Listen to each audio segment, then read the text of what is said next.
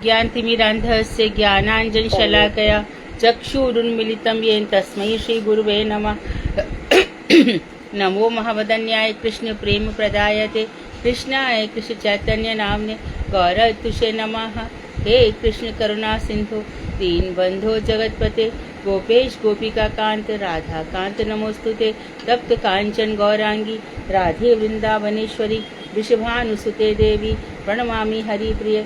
तवैवास्मि ना जीवामि त्वया बिना इति विज्ञाय राधे त्वं नय मां चरणान्तिकम्। गुरुवे गौरचन्द्राय राधिकायै तदालये कृष्णाय कृष्णभक्ताय तद्भक्ताय नमो नमः। वाञ्छाकल्पतरुश्च कृपा सिन्धुभ्येव च पतितानां पावनेभ्यो वैष्णवेभ्यो नमो नमः। श्री कृष्ण चैतन्य प्रभु नित्यानंद श्री अद्वैत गदाधर श्रीवासादि श्री गौर भक्त वृंद। हरे कृष्ण कृष्ण कृष्ण हरे हरे, हरे राम राम राम हरे हरे। मैं सर्वप्रथम मध्य गुरु पाद्म पद्म परमाराध्यतम नित्र प्रविष्टो विष्णुपाद अष्टोत्तर श्रीमद् भक्ति वेदांत श्री नारायण गोस्वामी महाराज मध्य शिक्षा गुरु पाद्म पद्म परमाराध्यतम नित्र प्रविष्टो विष्णुपाद अष्टोत्तर श्रीमद् भक्ति वेदांत श्री वामन गोसाई महाराज के अभय चरणार बिंद में अनंत अनंत कोटि दंडवत प्रणाम ज्ञापन कर उनकी अहित कृपा की वांछा करती हूँ। मैं ग्रंथराज मणि श्रीमद् भागवतक मरीषि माला तथी रचयिता ओम विष्णुपाद सच्चिदानंद श्री भक्ति विनोद ठाकुर के चरणार बिंद में असंख्य कोटि दंडवत प्रणाम कर उनकी अहित कृपा की भिक्षा करती हूँ। मैं सभी वैष्णवों के लिए यथार्थ वंदन अभिवादन दंडवत प्रणाम करती हूँ।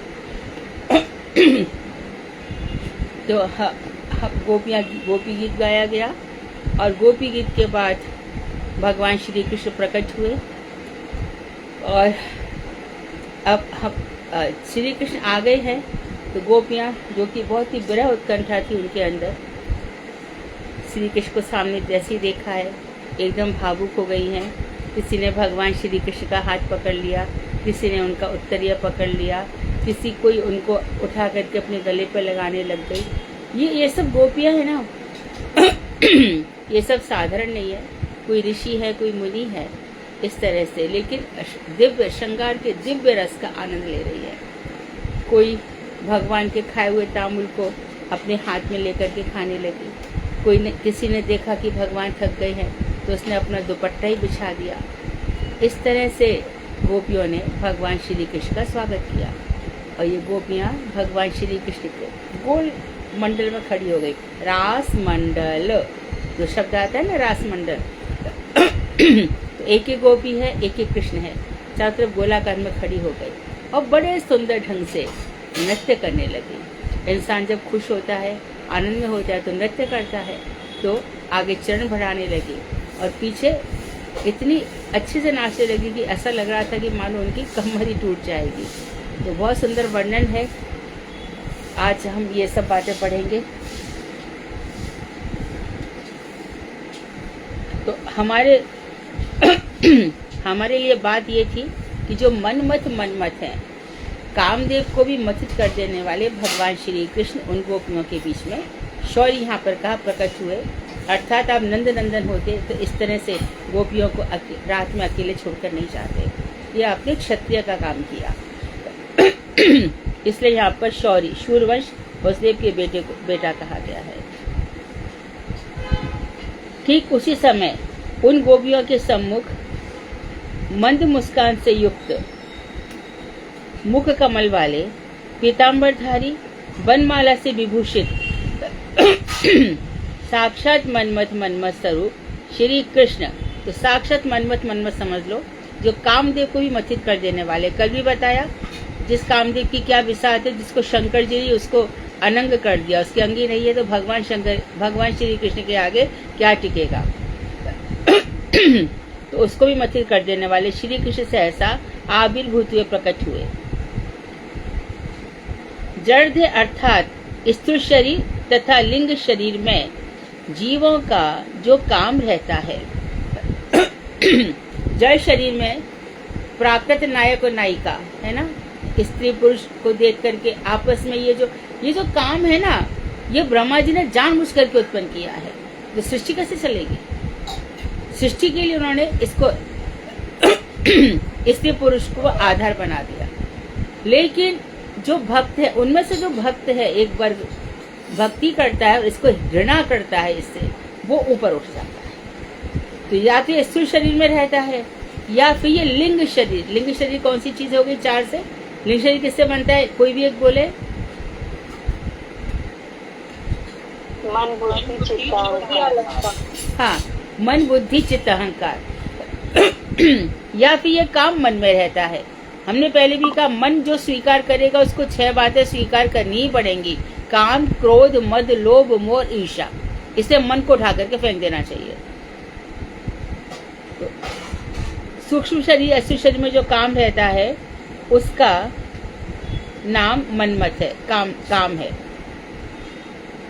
यही मनमत सारे अनर्थों की जड़ है। भक्तिविनोद ठाकुर कह रहे हैं, सारे अनर्थों की जड़ यही है। प्राकृतिक जगत में देखा जाता है ना, अभी देखो कितनी सारी बातें हैं, उनको क्या कहना है सभी तो जानते हैं। डिवोर्स कितने किस्से हैं, 2 महीने भी शादी नहीं टिकती। और देखो ये जो इतना गंदगी हो रही है कि लड़का लड़की को धोखा देता है, पहाड़ों से नीचे पर्वतों से नीचे गिरवा देता है, मरवा देते हैं, जहाँ तक कि कटवा देते हैं। ये सब क्या है? पर पुरुष से, पर स्त्री से प्रेम करते हैं और इस तरह का व्यवहार करते हैं। खूंखार हो जाता है इंसान, काम में असुर बन जाता है, खूंखार बन जाता है। तो ये इसीलिए काम का क्या कहा, सब अनर्थों की जड़ है। जयद्रथ ने भी द्रौपदी के ऊपर कुदृष्टि डाली थी।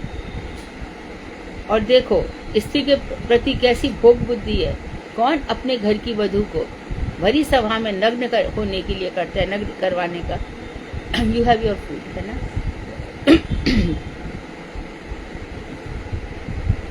तो यह ठीक नहीं है। यह किसी प्रकार से इसको समझा जाए। हमारे घर के जो बालक बड़े हो रहे हैं उनको शिक्षाएं ऐसी दी जाए जिससे उनके हृदय में ऐसी विकार उत्पन्न ही ना हो। बहुत खुश रहेंगे वो लोग जीवन भर, बहुत ही खुश रहेंगे। सदाचार से रहो। विवाह की व्यवस्था है, या तो विवाह करो तो उसको निभाओ। सन्यासी हो गए तो बात अलग है, लेकिन कुदृष्टि से देखना। तो जैसे कि श्रीमद् भागवत में नरक का वर्णन आया, जो पुरुष अपनी पत्नी को छोड़ करके दूसरी स्त्री से प्रेम करेगा तो लोहे की स्त्री से उसका आलिंगन करवाया जाएगा। और जो महिला अपने पति को छोड़ करके पर पुरुष से प्रेम करेगी तो ऐसा ही होगा, उसको भी लोहे के तप्त एकदम पुरुष से उसका आलिंगन कराया जाएगा। भगवान बख्शेंगे नहीं, बिल्कुल भी नहीं छोड़ेंगे। तो संसार में ये जो काम है समस्त अनर्थों की जड़ है। तो ये सब जो चीज है, गोपियों ने, ऋषियों ने सब कुछ तज दिया, तभी तो भजन किया ना, तभी तो भजन किया था। यह मन जो काम रहता है उसका नाम मनमत है। यही मनमत सारे अनर्थों की जड़ है।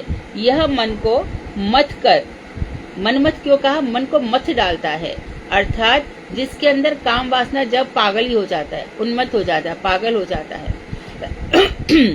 काम धाम सब में वासना लटकी रहती है उसकी आंखों के सामने। गलत गलत स्त्रियों के चित्र लगाएगा, पुरुषों, ये सब जो गंदगी है ये इसलिए इसमें बताया गया। सब अनर्थ यह मन को मथ डालता है और जड़ विपथगामी कर देता है और जड़ विषयगामी, और मनुष्य का जीवन ही बर्बाद कर देता है जड़ विषयों की ओर, है ना। ये जो देह व्यापार है, ये वेश्यागामी जो लोग होते हैं इनका सर्वनाश हो जाता है, कहीं के बचते नहीं है ये लोग। अर्थात अणु चैतन्य स्वरूप जीव को विभु चैतन्य रूप श्री कृष्ण से बहिर्मुख कर देता है। जो जीव है वो अणु चैतन्य स्वरूप है, उसकी चेतना अणु है और भगवान श्री कृष्ण सर्वव्यापक है। लेकिन यह काम रहीमन यह जग मारियो, मैन बाण की चोट, भगत भगत को बच गए चरण कमल की ओट। ये जो जगत है ये कामदेव के बाणों से घायल। इसमें कौन बचा हुआ है? जिसने भगवान श्री राम या भगवान श्री कृष्ण का आश्रय ले लिया है। बहिर्मुख विषयी इस मनमत के वशीभूत होकर योषित संग आदि के द्वारा संसार रूपी गड्ढे में गिर कर बड़ा कष्ट पाता है। जो बहिर्मुख भगवान को जिसने छोड़ दिया है तो उस पर माया ने झपट्टा मार लिया, मगर ले मर। यहाँ पे माया क्या है, विश्वामित्र को नहीं छोड़ा। तो ये अपने बल पर तो नहीं हो सकता है कि मैं अपने चित्त बल से मन को जीत लूंगा। भजन के बल पे हो जाएगा, गुरु वैष्णवों के संग में हो जाएगा। रोज श्रीमद् भागवत पढ़ोगे, गीता पढ़ोगे तो हो जाएगा। अपने बल से काम को जीतना बहुत मुश्किल है। प्राचीन काल से कितने ही अनर्थ होते चले जा रहे हैं। आप किसी किसी का राजा का इतिहास देखो, यहाँ वहाँ सब।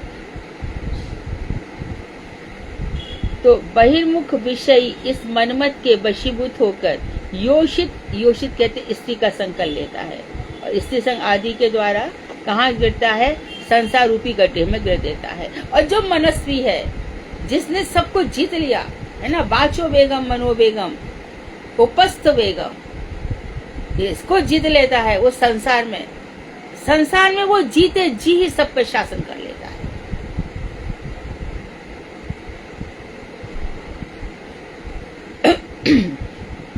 तो गड्ढे में गिरकर बड़ा कष्ट पाता है। और फिर क्या, भागवत में आएगा ना, अभी वर्णन भी करेंगे, कपिल देव ने भी वर्णन किया। दुलकती खाता स्त्री की, पुरंजन उपाख्यान में भी देखा हमने, पुरंजनी के चक्कर में पड़ा।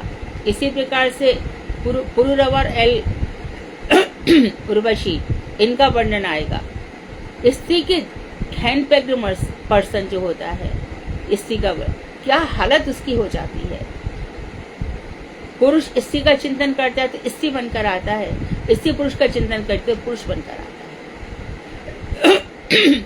है।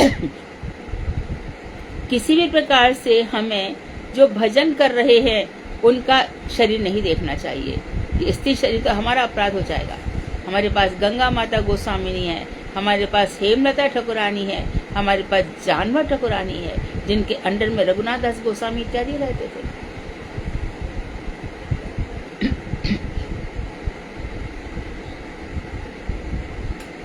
श्री कृष्ण चित्त जगत के मनमत हैं।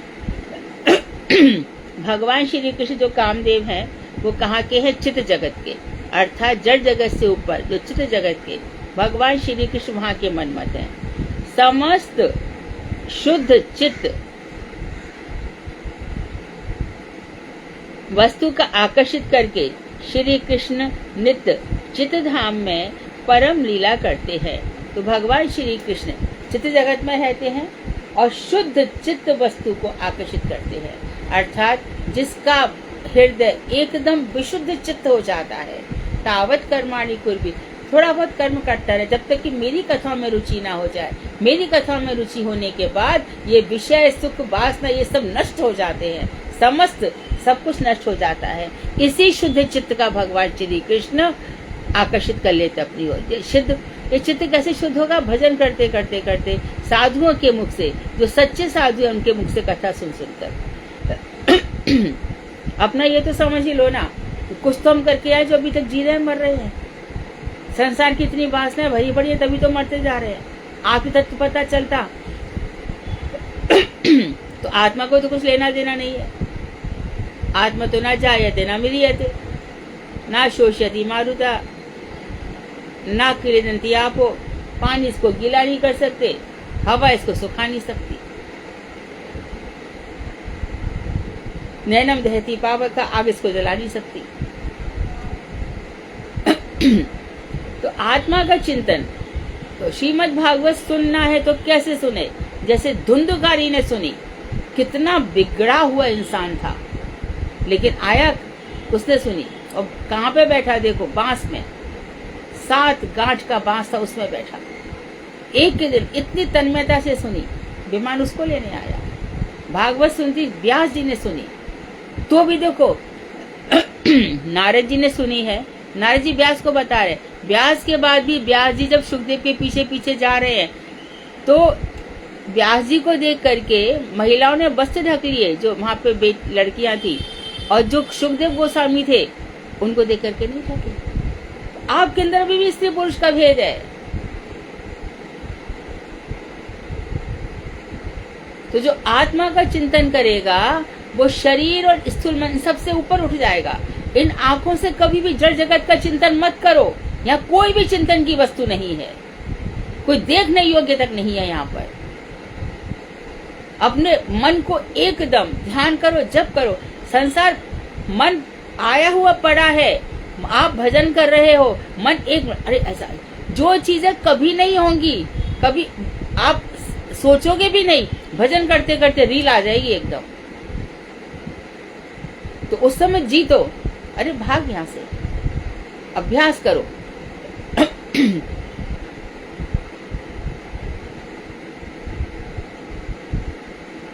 तो श्री कृष्ण नित्य चित्तधाम में परम लीला करते हैं।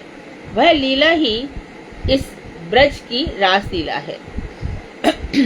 तो भगवान को तो रास नित्य धाम में भी चलता है, इस जगत में भी भगवान ने रास लीला किया। परम आनंद में भगवान श्री कृष्ण सच्चिदानंद है, उन्होंने अपने भक्तों को आनंद दिया, यही रास लीला है।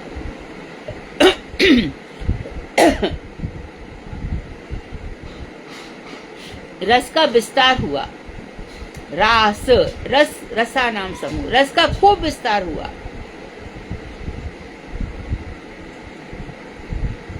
माइक चक्षुओं से बहिर्मुख जीव शुद्ध जड़ीय मनमत के साथ चितलीला के मनमत की तुलना करके, तो जो माइक चक्षु है, जिनकी आंखों में हमेशा माया का पर्दा रहता है, हर जगह भगवान श्री कृष्ण के भी माया लगा देंगे। अरे तो चिरण लीला की, रासलीला की, मूर्ख कहीं का, भगवान के लिए भी है ना। और तो बहिर्मुख जीव जो भगवान का भजन नहीं करते, शुद्ध जड़ीय मनमत के साथ, और जो कामदेव है संसार का, अरे कामदेव तू क्या, हमारे कोई भी तेरे को जीत लेता है भाई।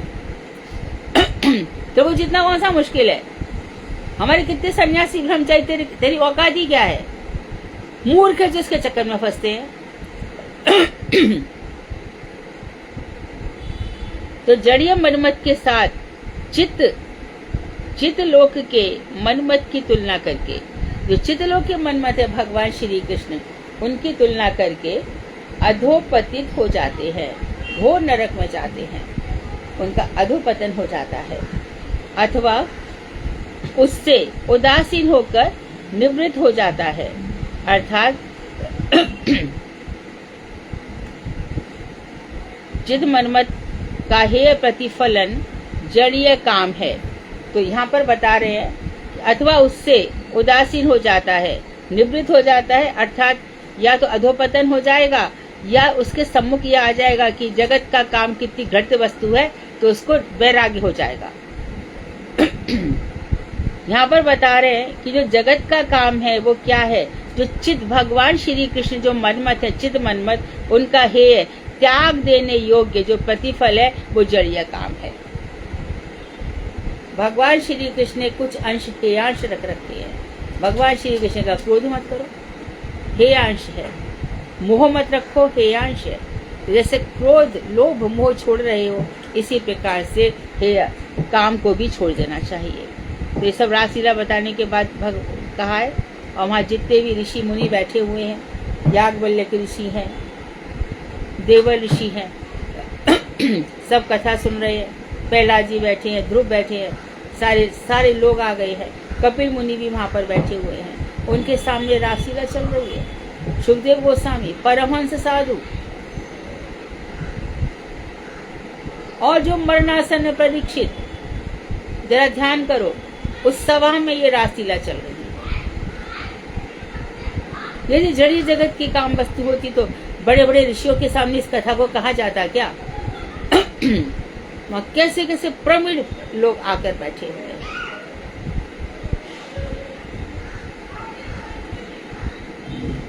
जिसे बद्ध जीव स्त्री पुरुष के संयोग भोग करते हैं, जड़ीय काम है। जो जड़ जगत के लोग हैं, स्त्री पुरुष, तो इसमें सभी जड़ जगत के स्त्री पुरुष ही को, कुत्ता कुतिया, बंदर बंदरिया, शेर शेरनी, सब। तो इसमें कोई बड़ी बात नहीं है, सब ये जड़ जगत का काम है। वृंदावन में वही अप्रकृत परम मदन रूप श्री कृष्ण गोपियों के सम्मुख प्रकट हुए।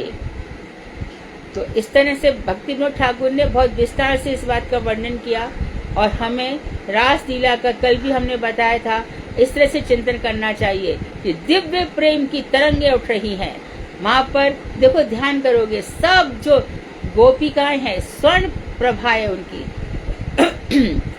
स्वर्ण प्रभा है, स्वर्ण ज्योति है, जिसमें किशोरी जी परम सुंदरी है, अद्भुत सुंदरी है। उनका जो गठन है वो प्रेम से बना हुआ है।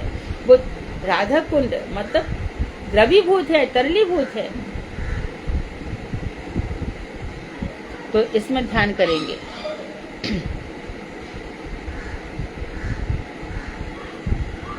अब यहाँ पर बता रहे हैं भगवान श्री कृष्ण को देख करके क्या हुआ। तम विलोक्य गातम प्रेष्ठम प्रीत्या फुल्दृशो बलाहा उतस्तु युगपत, सब एक साथ उठ गई। सर्वास्तन्वः प्राणमेव आगतम। जैसे भगवान श्री कृष्ण को देखा, वहां से पढ़ देंगे पर याद है तो बोलती हूँ। भगवान श्री कृष्ण को देखा वैसी सब एक साथ उठ गई, मानो मृतक शरीर में प्राण आ गए। क्या लिखते देखते हैं। अहो गोपियां चित्त प्रेम की एकमात्र आदर्श है। जो चित्त प्रेम है तो आदर्श मानो तो गोपियों को मानो। यशोदा को भी कृष्ण मिले हैं, सुबल और श्रीदामा को भी कृष्ण मिले हैं, परंतु इस तरह से नहीं मिले कि श्री कृष्ण के साथ थोड़ी बातचीत हो, थोड़ा आलिंगन हो, थोड़ी गलवैया हो। भगवान श्री कृष्ण से ऐसा मिलन, तो भजन हो तो ऐसा हो, तभी तो गौड़ीय वैष्णव हो। और जगह चले जाते, रामण संप्रदाय में चले जाओ, मधुर संप्रदाय में चले जाओ, वहां पे थोड़ी ये सब बातें बताते हैं। और जब तो श्रीमद् भागवत के अर्थ को भी नहीं जानते। ये जो जगह जगह श्रीमद् भागवत हो रही है, वहाँ यादवों ने कर दी, वहाँ ये सब जो रही है, लोग समझेंगे इन बातों को क्या है। इसे मना किया जाता है, उनसे मत सुनो, मत ही सुनो, खुद पढ़ो। आधा श्लोक एक श्लोक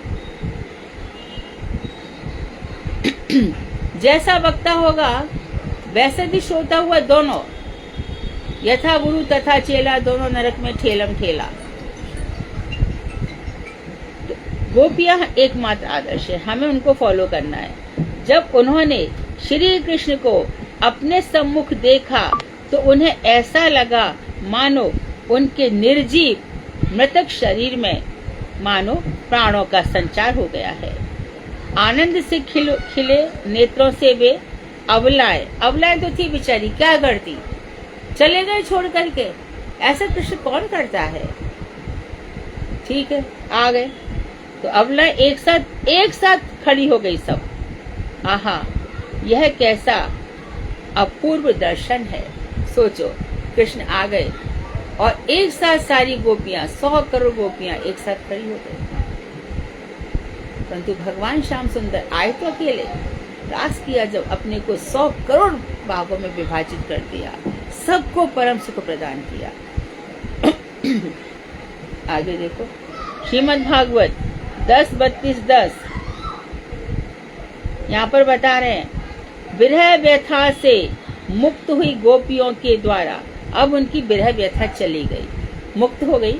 उस गोपियों के द्वारा परिवेष्टित घिरे हुए अच्युत, जो किसी से युक्त ही नहीं होते, लेकिन हमारे प्रेम के लिए, हम गोपियों के प्रेम के लिए वो प्रकट हुए।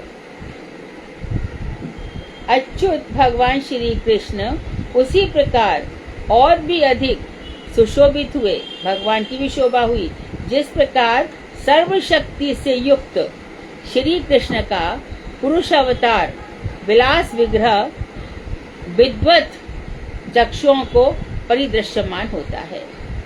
तो सर्वशक्तियों से युक्त श्री कृष्ण का पुरुष अवतार विलास विग्रह, भगवान श्री कृष्ण का विलास विग्रह किसको दिखाई देता है, विद्वत चक्षुओं को। तो विद्वान चक्षुओं को जो दिखाई देता है, किसको दिखाई दिया, उद्धव जी को दिखाई दिया। उद्धव के अंदर क्षमता थी। गीता में भगवान श्री कृष्ण ने अर्जुन को उपदेश दिया, किसको सुनाई पड़ा, वहां पे बैठे लोग सुन रहे थे क्या। और भगवान ने कहा कि दोनों सेनाओं के बीच में रथम स्थाप्य। अर्जुन ने बोला कृष्ण को, दोनों सेनाओं के बीच में मेरा रथ ले जाओ। अरे कहाँ ले आए हो? और भगवान ने वहीं पर ला के रखा जहाँ पर भीष्म पितामह खड़े थे, यहाँ पे गुरु द्रोणाचार्य खड़े थे। ले अर्जुन देख, तुझे इनको मारना है। और देखिए सामने ये सब खड़े हैं। अरे मैं नहीं मारने वाला, मुझे चाहिए ऐसा सिंहासन। तब भगवान ने अनासक्ति योग का उपदेश दिया। अटैचमेंट मत रख किसी से। पर आप कैसे कह रहे हो सब लोग मर जाएंगे? हमारे कुरुवंश की, हमारे पांडु वंश की स्त्रियां सब विधवाएं हो जाएंगी, बड़ संकर संतान पैदा होगी। तभी भगवान ने क्या कहा, जैसा मैं कहता हूं वैसा कर। जब अर्जुन ने होशियारी दिखाई तब क्या बोले, तब आज्ञाम करिष्ये, आप जैसा कह दो वैसा करूंगा। शादी माम तम शरणम प्रपन्ना, मेरा शोधन कीजिए, मैं आपके चरणों में पड़ा हुआ हूं। ज्यादा फालतू की बात मत कर अर्जुन, बहुत पंडित समझता है अपने को। सर्वधर्मान परित्यज्य मामेकम शरणम व्रज, मेरा जैसा आदेश है वैसा कर। और ये देख मेरा विराट स्वरूप, तो किसको मरता हुआ समझ रहा है? ये सब मुझसे ही निकले हैं। धर्म क्षेत्र कुरु, ये धर्म क्षेत्र यहाँ तू कर, युद्ध कर, ये मेरा आदेश है। तो ऐसे भगवान श्री कृष्ण समस्त शक्तियों से युक्त है। और पुरुषावतार पुरुषोत्तम है। वेदेषु प्रथितः पुरुषोत्तमः, वेदों में पुरुषोत्तम के रूप में प्रसिद्ध हैं। अहम सर्वस्य चाम हृदय सन्निविष्टो, मैं ही सबके हृदय में विराजमान हूँ। 3 पुरुष हैं भैया, कारण अन्नशयी पुरुष, गर्भोशयी पुरुष, शिरोशयी पुरुष। इन तीनों पुरुषों में मैं सर्वश्रेष्ठ हूँ। उत्कलात् पुरुषोत्तमः, एक उड़ीसा में है पुरुषोत्तम जगन्नाथ। अजीबी लीला है उनकी, अद्भुत लीला है। वर्णन करते जाओ, वर्णन करते जाओ, समाप्ति नहीं होती। चिंतन में बन जब तक उनकी थोड़े दिन पहले से स्नान यात्रा होती, स्नान करते हैं, तब से अब तक ये रथ में गए नहीं है, तब तक कौन है ऐसा जिसके दिमाग से जगन्नाथ जी निकलते हैं? चली नहीं ना पहले दिन, तो दूसरे दिन चल दिए। तो श्री कृष्ण का पुरुषावतार विलास विग्रह विद्वान के चक्षुओं को परिदृश्यमान होता है।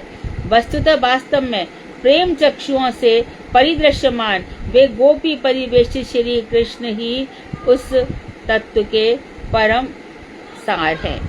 तो जो भगवान श्री कृष्ण है वो कैसे हैं? संथा विलोकयंती, तो संत लोग हैं वो उनको हृदय में कैसे देखते हैं? प्रेम चक्षुओं से भगवान श्री कृष्ण दिखाई देते हैं। गोपियों से परिवेष्टित, कौन देखेगा इनको? जिनके अंदर हृदय में भगवान से प्रेम है। फिर वो क्या मांगेगा? राधा दासी होय अभिमान, राधा का दासी का अभिमान करेगा। हे राधे मुझे कैंकर कर दो। हे राधे, हे वृंदावनेश्वरी, हे रमेश्वरी, हे क्षमेश्वरी, हे प्रमोद काननेश्वरी, आप मुझे अपने चरणों की दासी बना दो। इस तरह से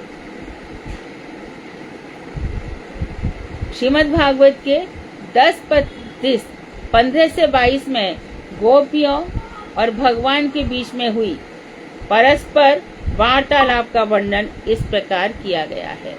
तो गोपियों ने कहा कि श्री कृष्ण हमें ये बताओ कि आप कौन हो? क्या आप उनमें से एक हो? क्योंकि 3 प्रकार के लोग होते हैं। जो प्रेम करने वालों से प्रेम करते हैं, जो प्रेम करते तो वो बदले में प्रेम करते हैं, या फिर कोई प्रेम करे ना करे पर वो प्रेम करते हैं, या फिर कोई प्रेम करे उसके बदले में वो प्रेम नहीं करते। तो श्री कृष्ण ने कहा कि देखो, मैं आत्मा राम हूँ, मैं आपके काम हूँ, मैं अकृत द्रोह हूँ, आगे देखो क्या क्या बात बताएंगे। तो इन गोपियों का वार्तालाप हुआ, गोपियां छोड़ती नहीं है, कह रही हैं गोपियों ने अपनी मधुर मंद मुस्कान, बिलासपुर चितवन तथा तिरछी बाहों से चित अनंग के उद्दीपक श्री कृष्ण का विशेष रूप से सम्मान किया। तो यहाँ पर सम्मान कैसे किया है, पहले हमने बताया कि किसी ने हाथ, भगवान के हाथ पे हाथ रखा, ये सब बताया। लेकिन एक हमारी गोपी ऐसी है जिसने बड़े क्रोधित निगाहों से, तिरछी तिरछी निगाहों से कमर पर हाथ रखकर भेद देने वाली आंखों से श्री कृष्ण को देखा। कोई तरीका है, इस तरह से चले गए।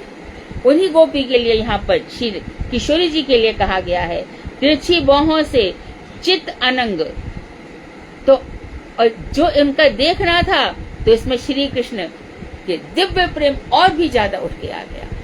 तो श्री राधा जी का, उनकी आंखें, उनकी बाहें हिरणाक्षी है ना, तो श्री कृष्ण को जैसे उन्होंने एकदम विरह भी है, उन्मत्तता भी है, क्रोध भी है, उन आंखों से अपांग दृष्टि, कर्ण तक फैली हुई दृष्टि से भगवान श्री कृष्ण को देखा। तो भगवान श्री कृष्ण के अंदर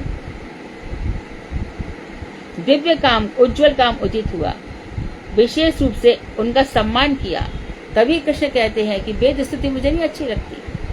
तो श्री कृष्ण का जो अगवानी की है, स्वागत किया है, इस तरह से गोपियों ने किया, औरों ने किया, पर कृष्ण को ये गोपी ज्यादा भागे, जिन्होंने उनके चरण कमलों को, बस देखते जाओ और क्या क्या कर रही हैं। किसी ने अपनी गोद में रख लिया चरण कमल को, तो किसी ने उनके कर कमलों को, हाथों को, उनके संस्पर्श का आनंद लेती हुई हाथों को पकड़ लिया, उनके संस्पर्श का आनंद, स्पर्श का आनंद मिला। और कभी कभी कह उठती थी, कितना सुकुमार है तुम्हारा हाथ कन्हैया, कितने कोमल है तुम्हारे हाथ, और कितना मधुर है। तत्पश्चात तनिक कोपाभास अर्थात रूठने का अभिनय करते हुए कहने लगी। क्या कहने लगी?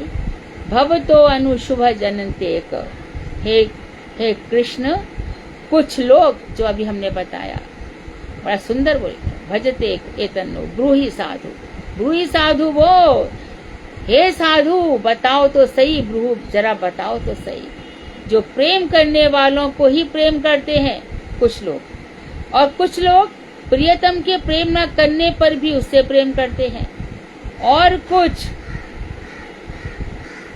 प्रेम ना करने वाले या ना करने वाले दोनों से ही प्रेम नहीं करते। कोई प्रेम करे ना करे, ऐसे उदासीन लोग। इसमें से तुम्हारा व्यवहार कैसा है, तुम हमें समझा कर बताओ। ब्रूहि साधु भो, संबोधन किया, तुम इनमें से कैसे हो ये बताओ। तो मिथो भजन्ति ये सख्या, श्री कृष्ण ने क्या उत्तर दिया? हे सख्या, हे सखियों सुनो, जो प्रेम करने वाले पर प्रेम करते हैं वो कौन है? स्वार्थे परम स्वार्थी है।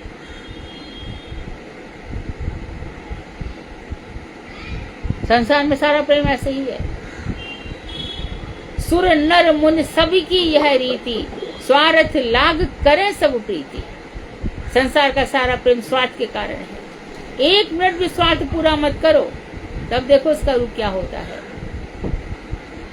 तो बात श्री कृष्ण की ये है, हे सखियों, जो प्रेम करने वालों से प्रेम करते हैं, उनका जो प्रेम है, उनका सारा प्रयास ही स्वार्थ परायण है।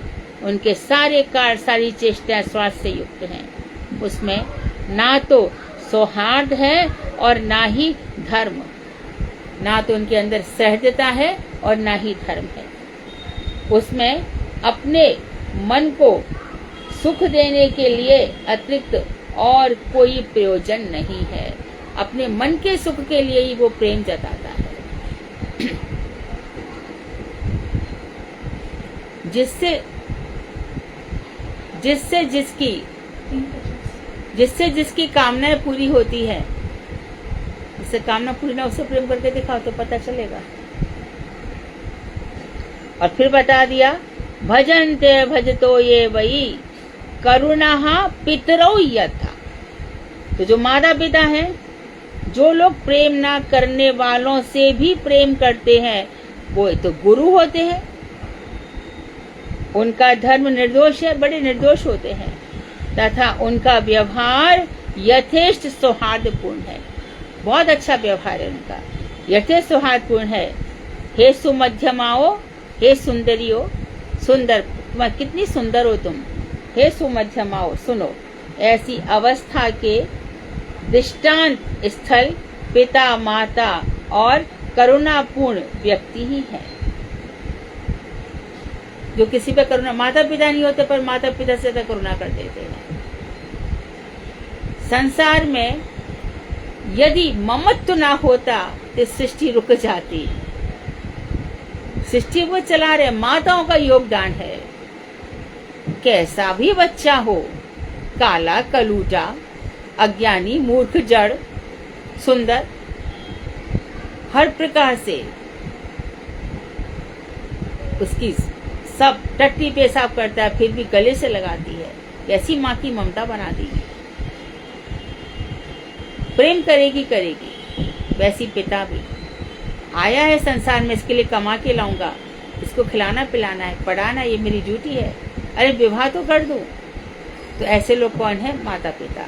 और कुछ ऐसे लोग हैं जो अपने बिना किसी अनकंडीशनल करुणा करके प्रेम करते हैं। तो ये तो हो गया तीसरा। और भजतो अपि नावे केचिद भजन्त्य भजतः कुतः। अब इसका उत्तर दिया आप्तकाम और आत्माराम। प्रेम करने वाले से ही जो प्रेम नहीं करते, तो फिर प्रेम ना करने वाले को तो बात ही क्या है।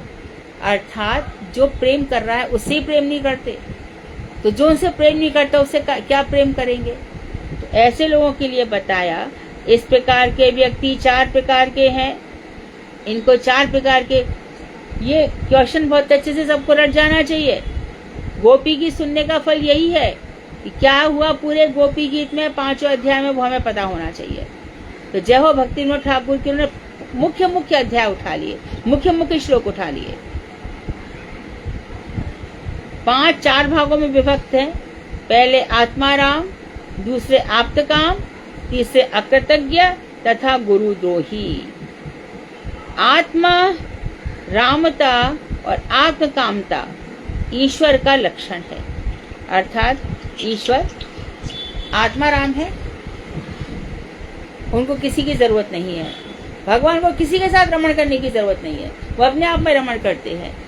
तो गोपी बन के जो आ जाता है, अच्छा लक्ष्मी गोपी बन के नहीं आ रही तो उसके साथ रमण है क्या? नहीं करते ना। जब बिलवन में तपस्या कर, तो गोपी भाव में अभिता भाव है, छुपा करके रखते हैं, बहुत गोपनीय भाव है उनके अंदर। तो प्रेम प्रकाश की वस्तु नहीं है, छुपाने की वस्तु है। तो आत्माराम और आप्तकाम ये ईश्वर के लक्षण हैं। भक्त तथा ज्ञानी के लिए भी ये दोनों धर्म उपादेय है। भक्त भी आत्माराम आप्तकाम होता है, भक्त भी संसार में अकेले फिर सकता है। भक्त और ज्ञानी। किसका माइक खुल गया? कौन है?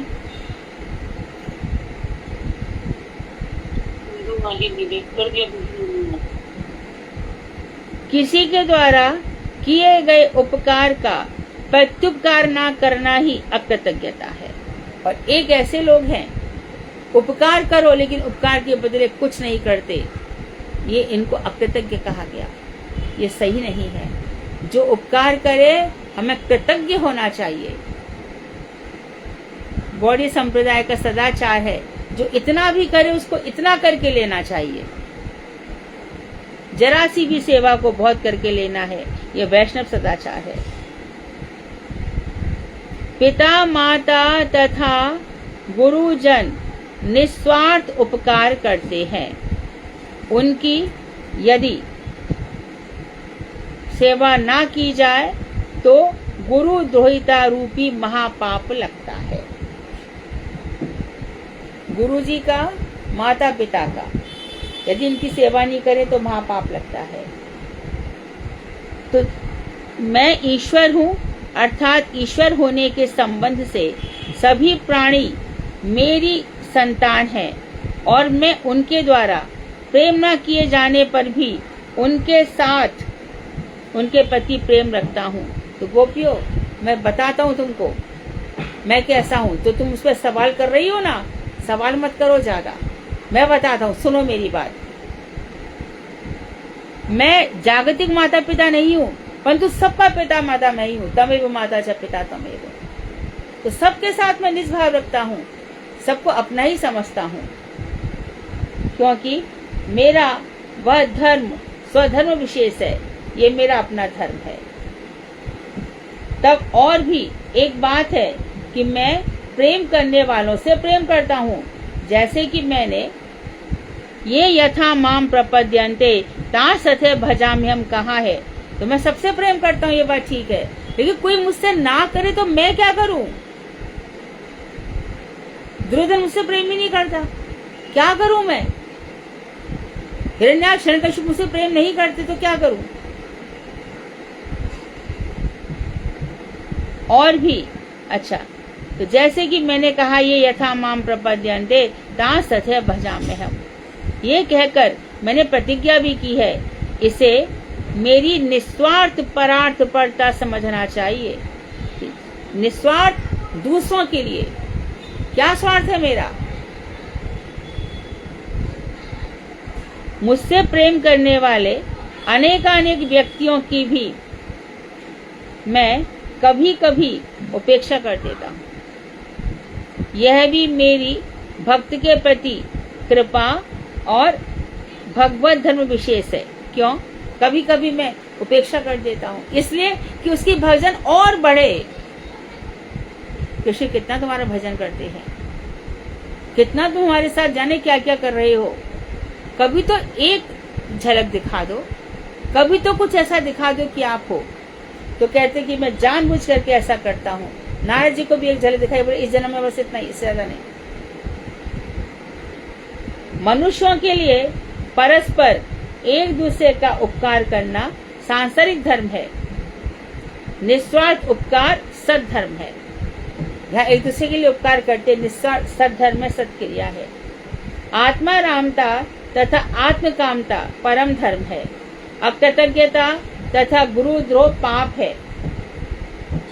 भगवान के पक्ष में इन तीनों ही प्रकार के व्यवहार में किंचित मात्र भी दोष नहीं है, क्योंकि वे नित्य मंगलमय हैं। अधिक मंगल किसमें है उसे सर्वज्ञ पुरुष ही जानते हैं। तो भगवान के लिए आत्माराम, आप्तकाम, अकृतद्रोह और गुरुद्रोही तीनों भगवान में सेट नहीं होते, क्योंकि चारों से मैं अलग हूँ। मैं हूँ आत्माराम हूँ, आप्तकाम हूँ, कभी कभी मैं अकृतज्ञ जैसा दिखाता हूँ, लेकिन ये सब चीजें मुझ में नहीं है। इसलिए गोपियों इन बातों को समझो, ऐसे मूल ठाकुर में आया है। आगे और बताएंगे, टाइम हो गया है, 4 बज गए हैं, 3 मिनट बाकी है ना। तो हम ये वाला श्लोक ले पाएंगे क्या? तुम्हें मेरे सम क्या कह रही हो? रोक दूं? मैंने कहा थोड़ा लगा है,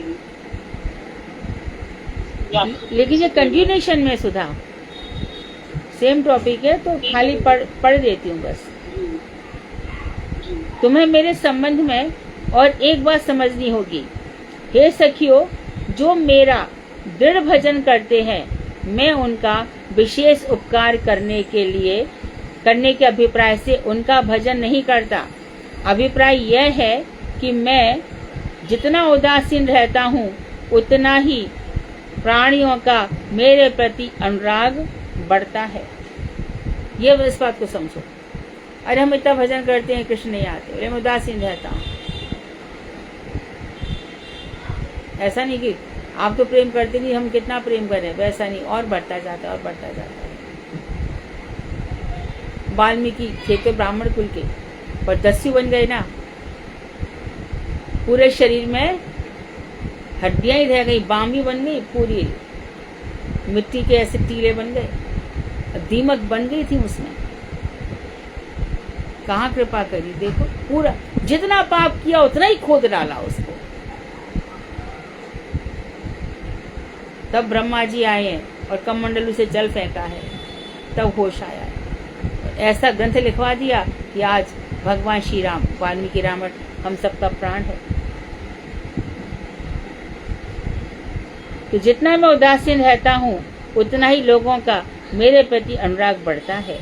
इसका उदाहरण यह है कि जैसे किसी निर्धन व्यक्ति को यदि पहले तो धन मिल जाए और फिर खो जाए तो वह व्यक्ति उस खोए हुए धन के विषय में ही चिंतन करता रहता है और विक्षिप्त प्राय पागल जैसा हो जाता है, एकांत में बैठकर उसके ही विषय में सोचा करता है। तो किंचित मेरी अनुवृत्ति करने से, अर्थात मुझ में चित्तवृत्ति लगाने वाले से, मुझसे कोई सामान्य उपकार न करने पर भी मैं कुछ नहीं करता, तो भी वह व्यक्ति विशेष चिंतन के साथ, अर्थात और भी अधिक अभिनिविष्ट होकर, अर्थात मुझ में अपना चित्त लगाकर मेरा चिंता भावना ध्यान करता रहता है। ये कृष्ण का क्या है ना, सब प्रकार से उलट भी मेरी पलट भी मेरी। ठीक है। वांछा कल्पतरुभ्यश्च कृपा सिन्धुभ्यो पतितानां पावनेभ्यो वैष्णवेभ्यो नमः। क्रंदन करो, रो खूब, तो भी वो देखते ही रहेंगे। कुंती के मुख से कहलवा देंगे शाश्वत विपदा संतु। आप विपत्तियां देते रहो, कुछ नहीं, आपका नाम निकल रहा है, तो नाम प्रधान हो गया, नाम खूब हो रहा है। नाम हनुमान जी का रोम रोम से नाम हो रहा है, गोपियों के। ठीक है।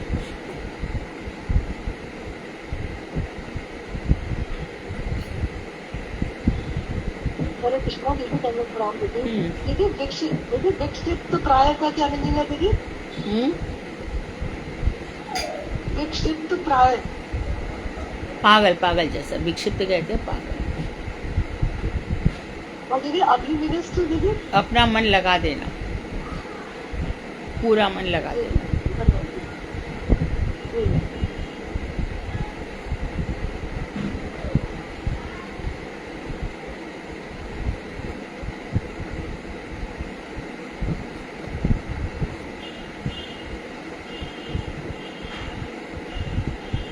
और कोई प्रश्न?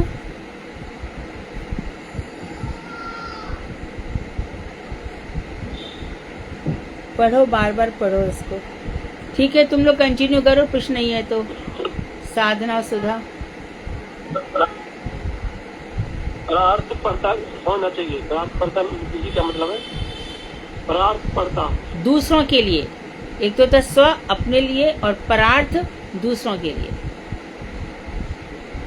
परदेश दूसरों का देश, परोपकार दूसरों का उपकार, पर मतलब दूसरों के लिए, स्वार्थ अपने लिए।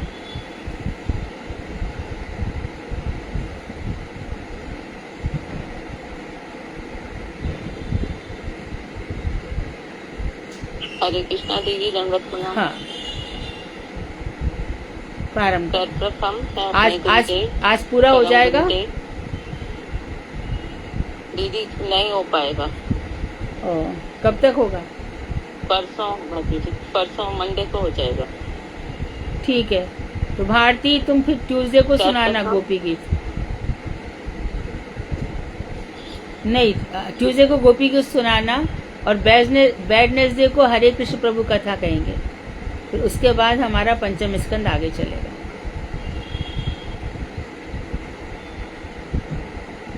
सर्वप्रथम मैं अपने गुरुदेव, परम गुरुदेव और समस्त गुरु परंपरा के चरणों में अनंत कोटि दंडवत प्रणाम ज्ञापन करती हूँ। तत्पश्चात अपनी मधु दीदी भागवताचार्य शिक्षा गुरु के चरणों में अनंत अनंत कोटि दंडवत प्रणाम और यहाँ उपस्थित सभी वैष्णवी के चरणों में यथा योग्य वंदन, अभिवादन और दंडवत प्रणाम। जीव किस प्रकार की दुर्लभ शुद्ध भक्ति को प्राप्त कर सकता है? सुधा दीदी।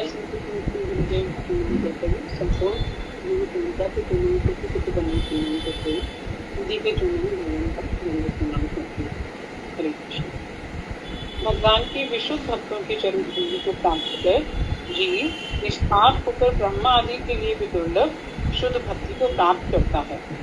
भक्तों के मुहूर्त मात्र के सम से ही जीव का संसार मोह नष्ट हो जाता है। एक घड़ी पे घड़ी मत पुनार तुलसी संगत साधु की हरे कुटिया। 5 ज्ञानेंद्रियों और मन के वशीभूत होकर जीव किस प्रकार विनाश को प्राप्त करता है? 5 ज्ञानेंद्रियां और मन, ये 6 संसार के अनुभव के द्वार स्वरूप है। ये संसार के क्या द्वार स्वरूप है? अनुभव के द्वार स्वरूप। आवाज आ रही है दीदी? हाँ हाँ हाँ। इन्हीं का उपयोग कर जीव देह से किए हुए कर्मों का फल भोगता है। माया तो के समझ ले सब लोग, आँख वो नाक कान जो भी अनुभूति हो रही है, इन्हीं अनुभूति और मन, इस सब से ही मिलकर के जीव कर्म करता है। पाप पुण्य सब इनसे ही करता है और फिर उसका फल भोगता है। ये सब अनुभवों के द्वार है। 5 ज्ञानेंद्रिय और 1 मन। माया के अधीन होकर वो जो भी कार्य करता है, कभी वे निष्फल तो कभी पूर्णता में बहुत सारी विघ्न बाधाएं आ जाती हैं। इस प्रकार वह विनाश को प्राप्त होता है। इंद्रियों को दस्यु कहा गया है, क्यों? सुनिए राजू, इंद्रियों को उनके असत कर्मों के कारण दस्यु कहा गया है। ये इंद्रियां असत विषयों के दर्शन, स्पर्शन, श्रवण, आस्वादन, आघ्राण, संकल्प एवं विकल्प आदि बहुत सारी चेष्टाओं के द्वारा धन का व्यय करा देती है।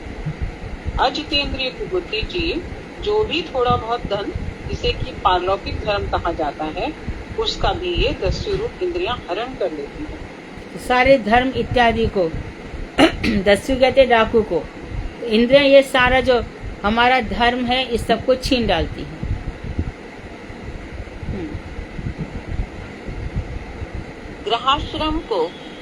ग्रहाश्रम कर्म क्षेत्र स्वरूप है, बताइए कैसे? ग्रहाश्रम कर्म क्षेत्र स्वरूप है क्योंकि इसमें सारे कर्म एक बार में ही उत्पन्न नहीं होते। यह ग्रहाश्रम काम्य कर्मों के भांड के समान है। इसकी वासनाओं का संपूर्ण क्षय न होने के कारण कर्मों का भी संपूर्ण रूप से नाश नहीं होता।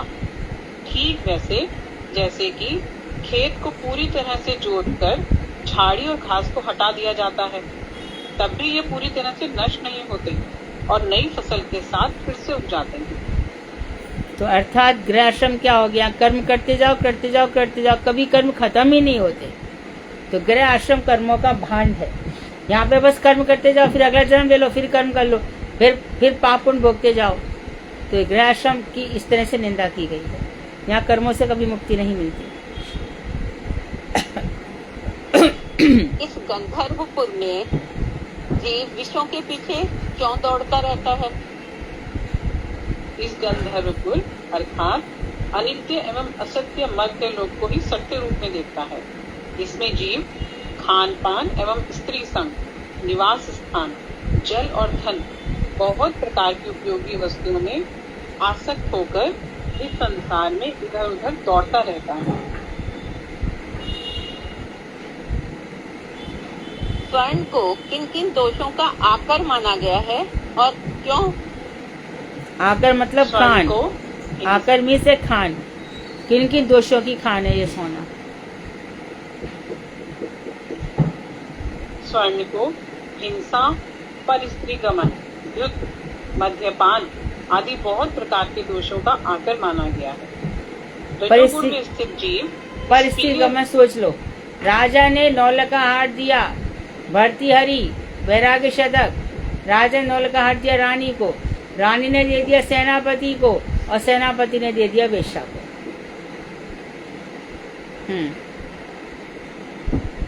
और वैश्य ने वापस राजा को। वेश्या के गले में राजा ने देखा। पर स्त्री गमन, द्युक्त, मद्यपान आदि बहुत प्रकार के दोषों का आकर माना गया। रजोगुण में स्थित जीव इस पीले रंग के मल को प्राप्त करने की इच्छा रखते हैं। रज के समान काम वेग से जीव का क्या नष्ट हो जाता है और उसके साक्षी कौन कौन हैं? रज के समान काम वेग से जीव का विवेक नष्ट हो जाता है। कामांध होकर वह मर्यादा का उल्लंघन करता है।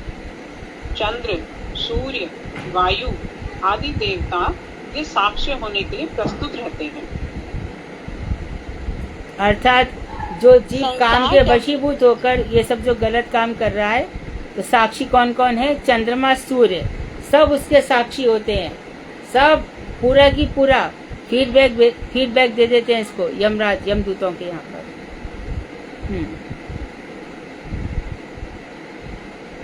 संसार टवी में जीव किस प्रकार वर्तमान एवं भविष्य में दुख प्राप्त करता है? संसार टवी में भटकने के कारण जीव की असत संग से बुद्धि नष्ट हो जाती है। बुद्धिहीन जीव वेद विरुद्ध एवं पाखंडपूर्ण मतांतरों का आश्रय लेकर वर्तमान एवं भविष्य में दुख प्राप्त करता है, कुसंग के कारण।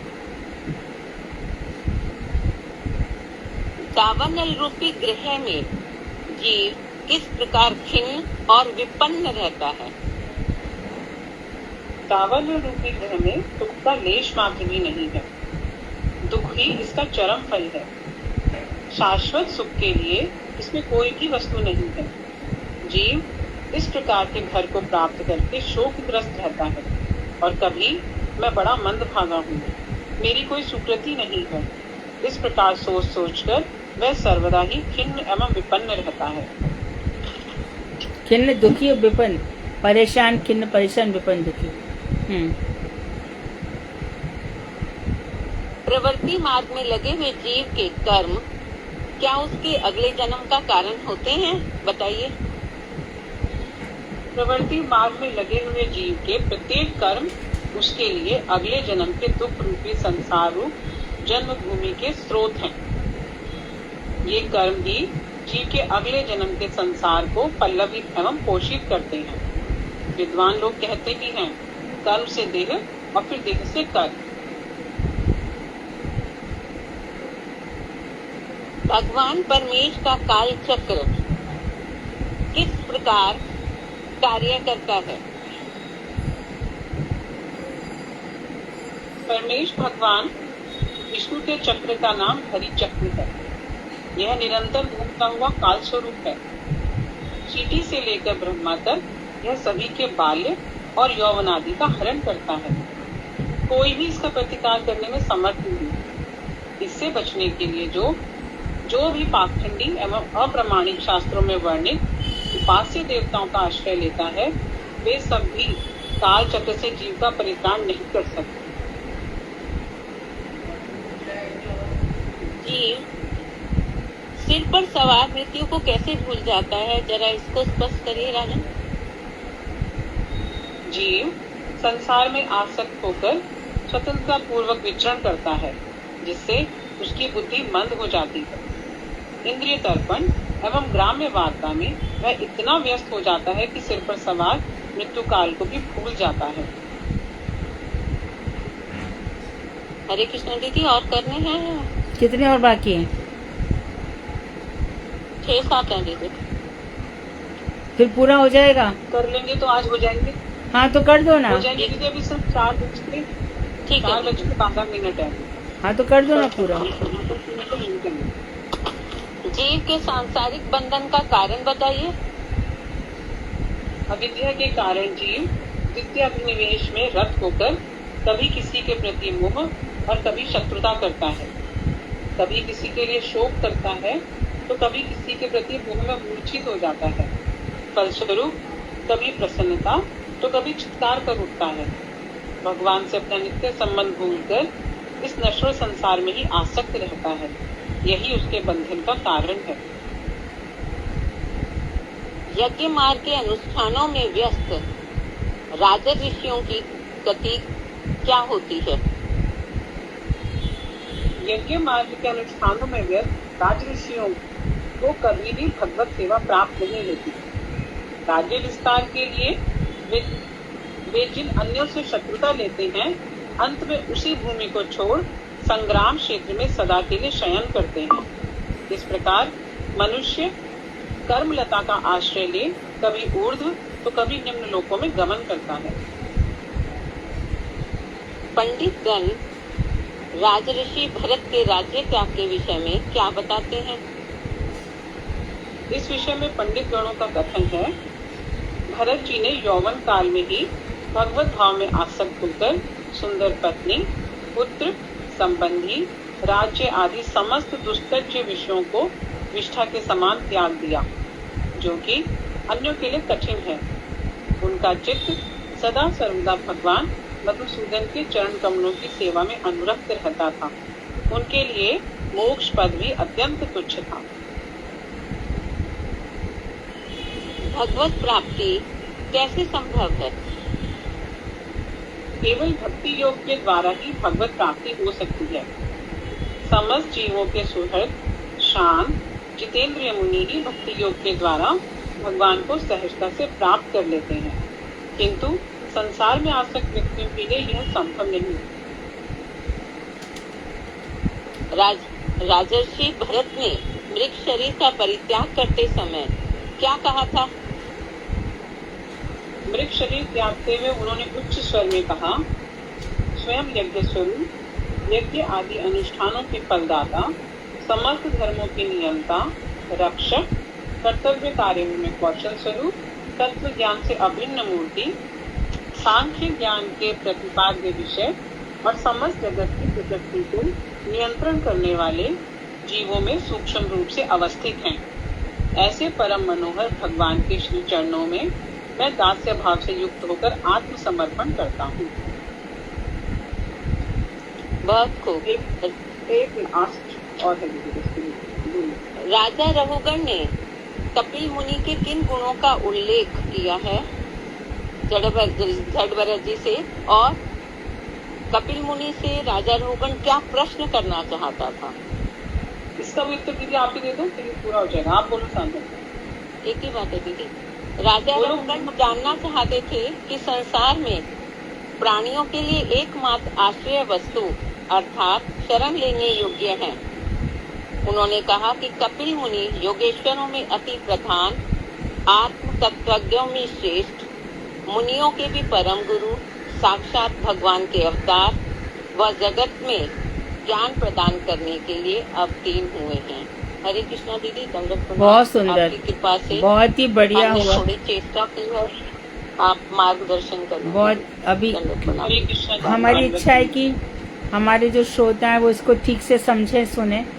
हर एक पॉइंट को बोला गया है और समझा। उत्तर बहुत अच्छे प्रश्न, बहुत अच्छे उत्तर है, क्योंकि अभी आपने उनका तैयार नहीं किया है, महाराज बलि का, वामन का। तो मैं चाहती हूँ कि क्लास में निशा आप हैं?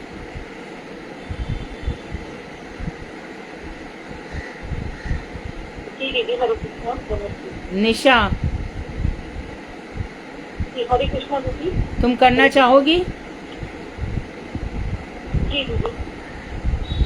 तो तुम चाहो तो अनुराधा खंडेलवाल को साथ में ले लो या अनुराधा दासी को साथ में ले लो। एक महाराज बलि के डायलॉग्स ले लो और एक जन भगवान वामन की। बड़ा जबरदस्त है। एक चैप्टर में भगवान वामन ने क्या कहा है और एक चैप्टर में उन्होंने क्या होता है, एक एक पॉइंट को पकड़ा उन्होंने। इसमें तो तत्व ज्ञान बहुत है, उसमें तो रुचियां बहुत है। प्रयास करेंगे। हाँ ठीक है। मैं तैयार हूँ। कौन तैयार है? राधा खंडेलवाल। हाँ, तुम निशा के साथ करना। ठीक है। कीर्तन। तुम लोग इतने हरे दिनों कृष्ण से। दंडवत प्रणाम दीदी। हाँ, मैं गाऊं? कौन? भारती? हरे कृष्ण दीदी दंडवत प्रणाम। आज गोपी होना था। हाँ, गा दो, चलो, हमारे पास तो टाइम है आज। गा दो, और बाकी सब अपना माइक बंद करके गाओ। बाकी सब माइक बंद करके भारती के साथ गाओ।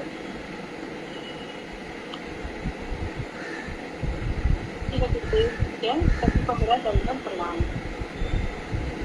श्री गोपी जयति तेधिकं जन्मना व्रजा जयत इंदिरा शाश्वदात्रिः दैत्यदृष्टता दीक्षुतावता वैधृता सवा त्वां विचिन्वते शरदुदाशये साधुजात सा सरसिजोदरा श्रीमुषादृशा सुरतनाथ ते अशुल्क दासिका वरद लेखतो नेह किं वधा विष जलापया व्याल राक्षसा वर्ष मारुता वैद्युतानला विषमयात्मजात विश्वतो भयात् ऋषभते वयम् रक्षितामुः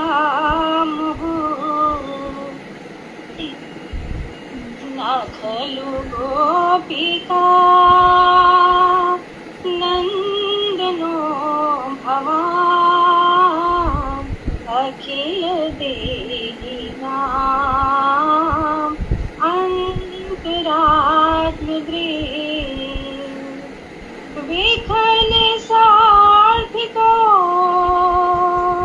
विश्वगुप्तये सखुदेवान् सात्वतां कुले विरचिताभयम् वृष्णिभूयते चरणमीयुषां संसृतेर्भयात् करसरोरुहं कान्तकामुदम् शिरसि देहिना श्रीकराग्रहम् व्रज जनार्तिहम् वीर्योषितां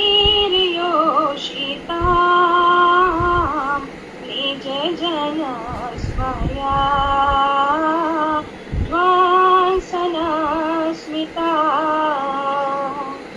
भज सखे भवात् किङ्करीस्वनो जलरुहाननम् चारुदर्शया प्रणत देहिनां पापकर्षणम् ऋणचरानुगम् श्रीनिकेतनम्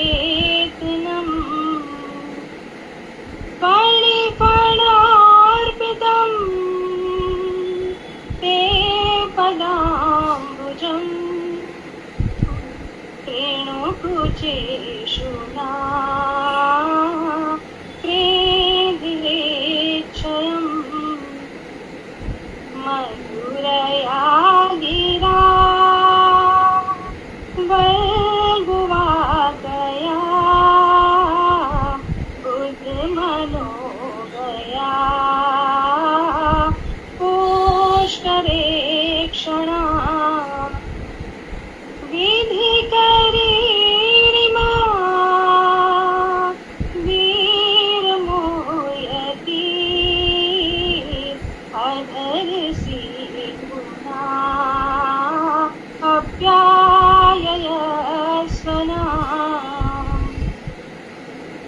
कथामृतम् तप्त जीवनम् कविभिरेन्द्रितम्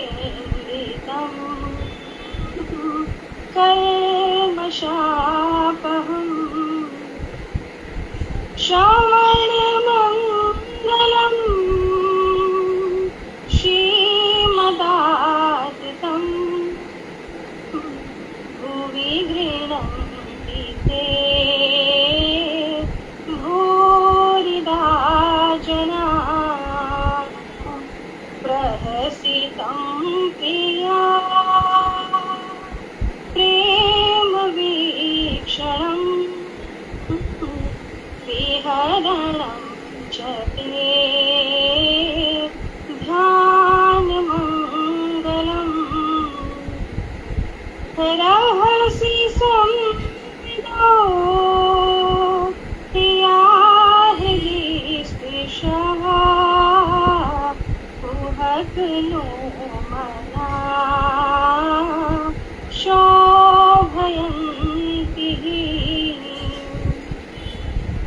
चलसि अग्रजा चारयान् पशो नलिनसुन्दरम् नाथते पदम्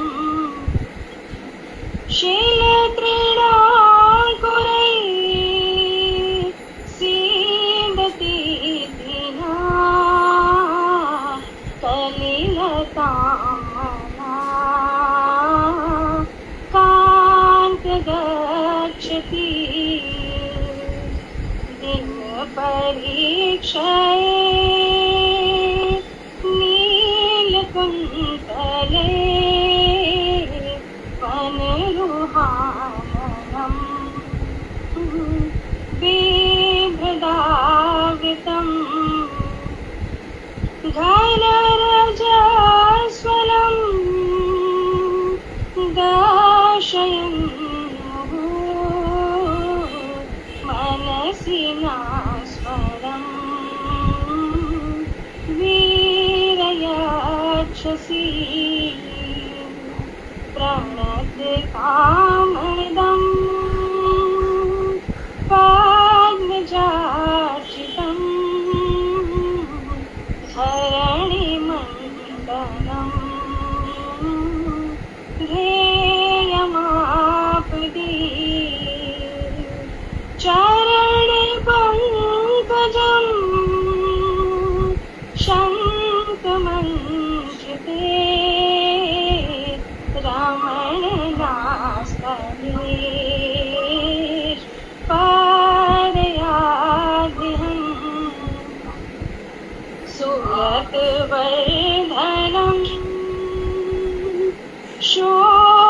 शोकनाशनम् स्वरितवेणुना सोष्ठचुम्बितम् इतररागवी स्मारणं नृणाम् वितरवीरना स्ते अधरामृतम् भटति अद्भवान् अन्निकाननम् त्रुटियुगायते त्वां पश्यता कुटिलकुन्तलम् श्रीमुखं च ते जडोदीक्षता पाक्ष्मकृपृशा पतिसुतान्वया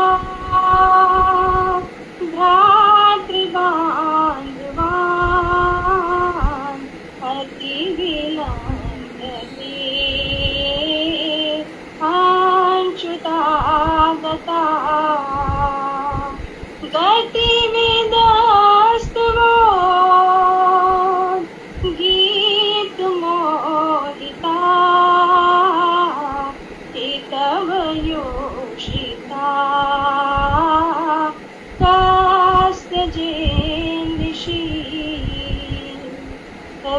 रहसि संवेदम् प्रेक्षयोदयम् प्रहसिताननम् प्रेमवीक्षणम् बृहदोराशयो वीक्षधाम ते मुहुरति स्पृहा मोयते मना प्रज्वलोकसा व्याक्तिरङ्गिते प्रजिनः प्रलयम् विश्वमङ्गलम् त्यजमनाक च न स्वस्पृहात्मना